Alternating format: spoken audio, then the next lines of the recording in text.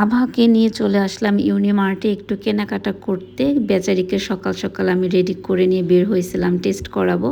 কিন্তু ও যেহেতু টেস্ট করতে পারে নাই তাহলে কি করবে এখন? এর জন্য ভাবলাম যে ওকে নিয়ে একটু কেনাকাটাই করি, যেহেতু একটু সাজুগুজু করে আসছে। আর এত আসার পরে জলদি, জলদি বাসায় ফিরে গেলে তারও মনটা খারাপ হয়ে যাবে। সে না ঘুমিয়ে আমার সাথে আসছে, তো ওকে একটু ঘোরানো দরকার। আর ওকে এখন ঘোরানোর ওইভাবে সময় সুযোগ পাই না, যেহেতু সময় ছিল ওইদিন আমাদের হাতে। তাই ওকে নিয়ে আসলাম ইউনিমার্টে। আর বাসারও কিছু গ্রোসারি দরকার ছিল। আর এত সকালে আমরা আসছি, ১০ মিনিট কম ১০টা মেবি ছিল। তখন আমরাই একমাত্র কাস্টমার ছিলাম পুরা সুপার শপে। এর জন্য মজা করে ঘোরা গেছে আর কি। আর সেলসম্যানগুলো সবাই খুব ভালো। ওরা আভাকে পছন্দ করে অনেক। এর জন্য আর কি আমি বলেছিলাম গতকালকে যে শহরে আর কি স্পেশাল বাচ্চা নিয়ে ঘোরাফেরা করলে একটু আদর পাওয়া যায়। সবাই আভাকে আদর করে দিচ্ছিল আর কি। আর ওরা আভাকে দেখলে বুঝেও না ওইভাবে যে আভা যে স্পেশাল, বা কেউ যখন জিজ্ঞেস করে, যেমন কক্সবাজার যাওয়ার সময় এয়ার হোস্টেসদের সাথে শেয়ার করলাম যে ও স্পেশাল। মানে প্রতিটা এয়ার হোস্টেস উঠা থেকে শুরু করে নামার আগ পর্যন্ত আভা যে ওর নাম এটাও মুখস্থ করে ফেলছে। মানে এত আদর দেখাচ্ছিল। তো এই জিনিসগুলো ভালো লাগে যে না, হসপিটালে গেলে, এয়ারপোর্টে গেলে, সুপার শপে গেলে ওদের একটা আলাদা কেয়ার করা হয়। যেটা গ্রামে একটু ঘুরতে গেলে আমার যত মানে কাছের কোনো রিলেটিভস হোক না কেন, বিশেষ করে সিনিয়ররা, ওরা হলো সেই আদি আমলের চিন্তা নিয়ে পড়ে আছে। ওরা হয়তো কষ্ট দিতে চায় না, কিন্তু কথাগুলো বলবে এরকম করে যে মায়েদের কষ্ট লাগে, ওদের অসুখটাকে তখন বেশি প্রাধান্য দেয়।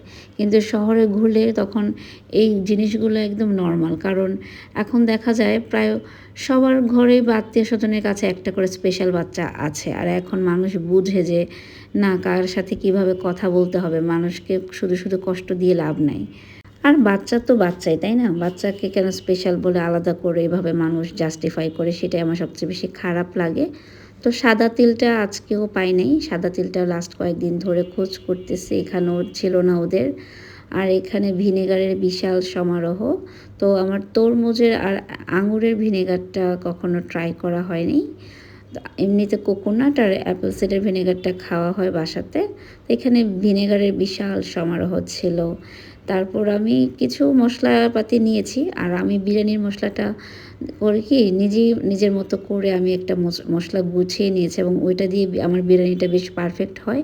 আর আমার চাইনিজের মশলা শেষ হয়ে গিয়েছিল, সস শেষ হয়ে গিয়েছিলো। এর জন্য আমি fish sauce, oyster sauce, ABC sauce, তারপর ম্যাগি সস, এই জিনিসগুলো নিচ্ছিলাম। এগুলো আমার একটু একটু ছিল আর কি, ঈদের সময় লাগবে। তো ওই দিন চাইনিজ রান্না করার সময় দেখলাম যে আমার স্টক মোটামুটি শেষ চাইনিজের। তো এর জন্য এই জিনিসগুলো নিয়ে নেওয়া, কারণ এই জিনিসগুলো ইউনিমার্ট ছাড়া অন্য জায়গাতে সহজে ওইভাবে অ্যাভেলেবেল থাকে না। আর একটা ডার্ক সয়া সসও নিয়েছিলাম। আর আভা যেহেতু অনেক সকালে আসছে, না ঘুমিয়ে হসপিটালে এসে ওর ঘুমানোর কথা, তো এর জন্য শপিং করতে করতে ওর একটু ঘুম পেয়ে যাচ্ছিল। তারপরে স্ট্রলারটা ওর বাবা আবার হেলিয়ে দেয় বেডের মতো করে।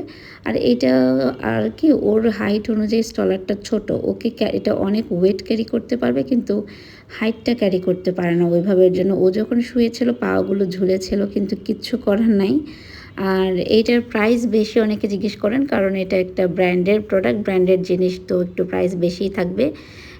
বেবি বাস লিখে আপনারা গুগল করে দেখবেন যে ওদের স্ট্রলারগুলো প্রাইস কেমন। এটা একটা ইন্টারন্যাশনাল ব্র্যান্ড যেহেতু, তো এটা এর জন্য এটার প্রাইস একটু বেশি। এখানে বিলিং করার সময় আভা পুরো ঘুমের জন্য হামি দিচ্ছিল, তারপর আমরা এভাবে ওকে একটু শোয়াই দিলাম, তখন ও আবার হাসছিল।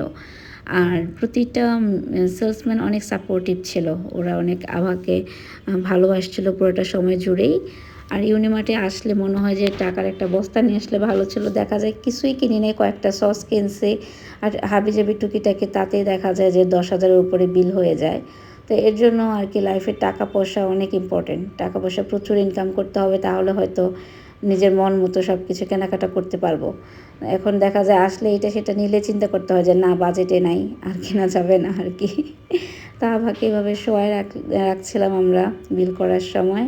তো স্ট্রলার থাকলে হয় কি, বাচ্চা কাচ্চা নিয়ে এখানে সেখানে যাওয়া যায়, তারপরে একটু শপিং করা যায়, এই জিনিসগুলো একটু সহজ হয় স্ট্রলারের কল্যাণে।